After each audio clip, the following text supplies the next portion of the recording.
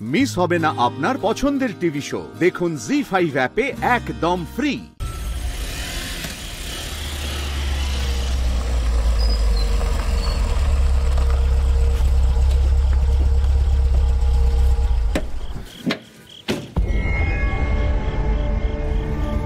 দেখ, আমাদের লোকে খবর দিয়েছে যে ফুলকি দাস এই চত্বরই কোথাও আছে। তোর ছবিটা ভালো করে দেখে নিয়েছিস তো? হ্যাঁ বস।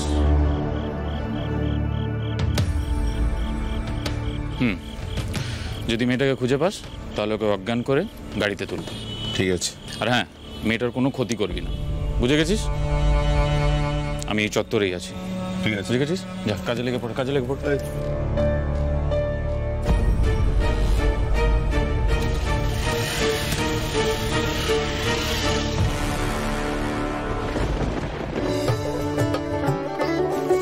কত হলো দাদা? 20 টাকা।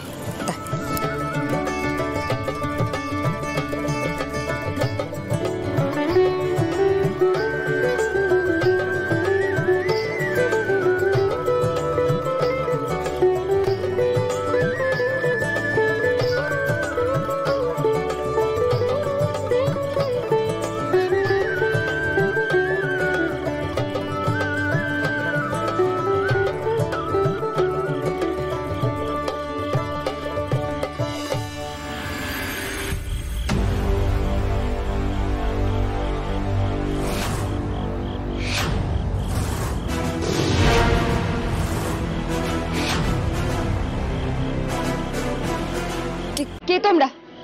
কি চাও? এই গন্ধটা তোমার চেনা চেনা। কে তোমরা? কি করবে?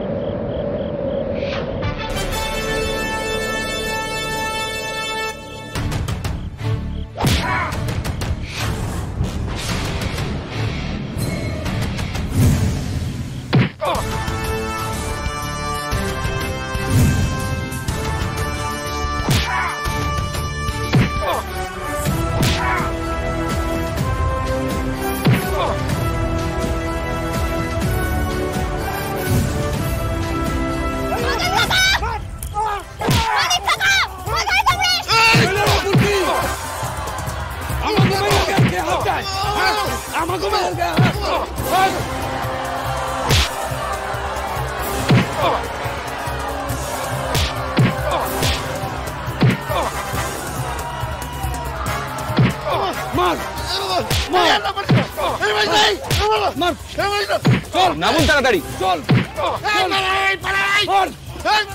ধরো ওদের। একটাও ছাড়ুন না, আমাকে মেয়ের গায়ে হাত, এত দূর সাহস! কি হয়েছে? কি ব্যাপার? এখানে থানায় ফোন এসেছিল। আপনারা কারা? স্যার, আমি কইতে আছি, আমরা রাস্তা তৈরির কাম করি, এখানেই থাকতে আছি। স্যার, আমাকে ফুলকি কতগুলা গুন্ডা ওরে ধরতে আইছিল। ফুলকি? আপনাকে থানায় যেতে হবে। থানা?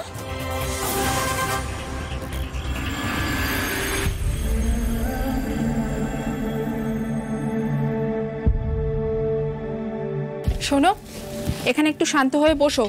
স্যার যা যা জিজ্ঞেস করবেন সেটার উত্তর দাও। আপনারা তো কোনো কথাই শুনছেন না আমার। তখন থেকে তো বলছি ওনারা আমায় ধরতে এসেছিল। তুমি এত চড়ছো কেন বলো তো বোন? তোমার কথা শুনবো বলি তো তোমাকে এখানে নিয়ে এসেছি আমরা। আরে বাবা, এখন আর আমার কথা শুনে কি হবে? গুন্ডাগুলো তো নাকের ডগা দিয়ে চলে গেল। আর 2 মিনিট থাকলে না ফুলকি দাস ওদের হাড়গোড় একবার ভেঙে দিত। বাবা, মেয়ের দম আছে, মানতেই হবে। এই তোমাদের মতো মেয়েরা থাকলে আমাদের পুলিশের কাজ অনেকটা কমে যায়। আচ্ছা, এবার আমি আসি। গুন্ডাগুলো তো পালিয়ে গেল, আমি আর এখানে থেকে কি করব? গুন্ডারা থাকলে না হয় শনাক্ত করার থাকতো। আর তাছাড়া আপনারা তো আমায় গ্রেপ্তারও করেননি। এখানে আর গল্প করে কি করব? আমি আসি।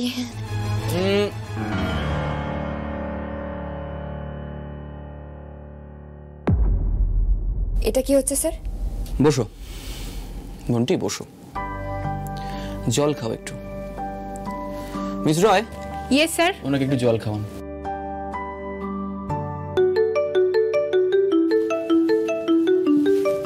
হেডকোয়ার্টার থেকে ফোন। ইয়েস, সেন্ট্রাল স্টেট থানা থেকে রাতুল সেন স্পিকিং। হ্যাঁ, মোবাইল সিগন্যালটা ট্রেস করেছেন? ওকে স্যার, নাম্বারটা পাঠান। আমিও যোগাযোগ করার চেষ্টা করছি আর আপনিও যোগাযোগ করার চেষ্টা করুন।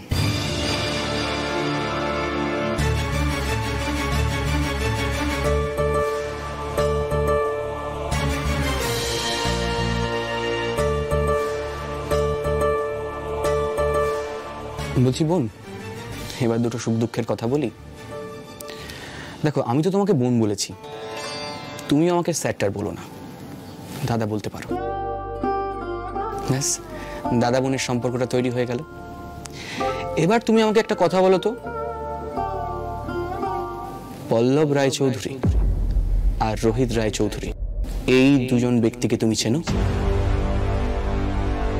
স্যার, তার মানে পালিয়েই এসেছে।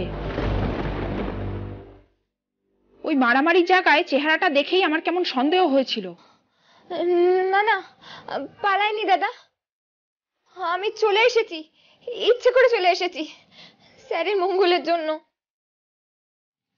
কেন, ওই বাড়ির লোকেরা কি তোমার উপর অত্যাচার করছিল? না না, ছি ছি, জেঠুমনি দেবতার মতন মানুষ, স্যারও তাই।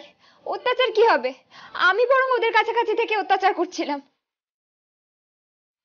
বিভূতি বাবা তো তাই বললেন, আমি যদি স্যারের কাছাকাছি থাকি তাহলে স্যারের কোনো উন্নতি হবে না।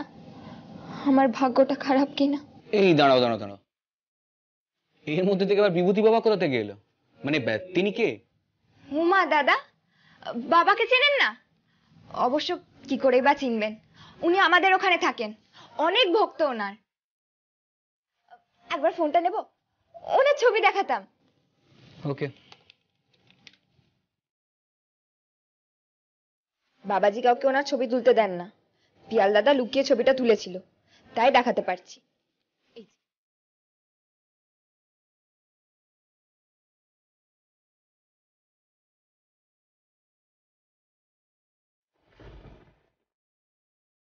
ও মা, এ তো শঙ্কর মাঝি।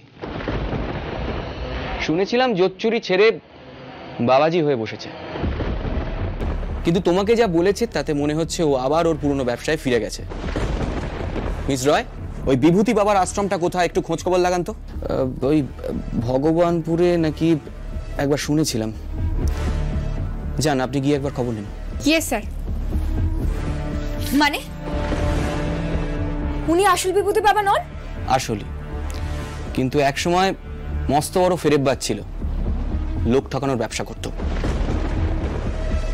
তবে গত 4-5 বছর ওর কোনো খবর পাওয়া যায়নি, হয়তো শুধরে গিয়েছিল। জি5 ডাউনলোড করুন আর সব এপিসোড দেখুন একদম ফ্রি।